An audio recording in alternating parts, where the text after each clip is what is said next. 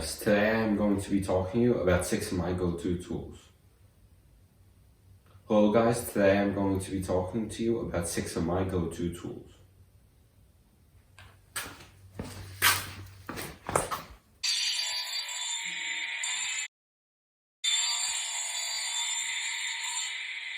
My first go-to tool is a tape measure. This is a great item. It can help you measure the distance between two items. It can measure how long or wide something is, and it can also help you mark where you need to cut on a table saw, miter saw, or different type of saw. My next go-to item is glue.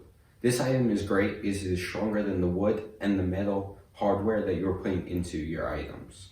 There are all different types of glue, some for interior, some for exterior, some that are wear resistant, others that aren't. This one right here is the Type On 2 and is interior and exterior. My next item is a random orbital sander. This is a great item because it can help you fine down the wood, it get rid of the cracks, it can help you get rid of the excess glue, and it can help you to make that project nice and smooth. Next item I have on the list to talk to you about is a drill. This is a great item because it can help you quickly drill those holes, and then you can put your joints together, such as butt joints and pocket holes. The fifth item I have on my go-to tool list is a Shopback. A Shopback is a great tool because whether it's plugged into a machine or being used after you cut, it can just help clean up your shop.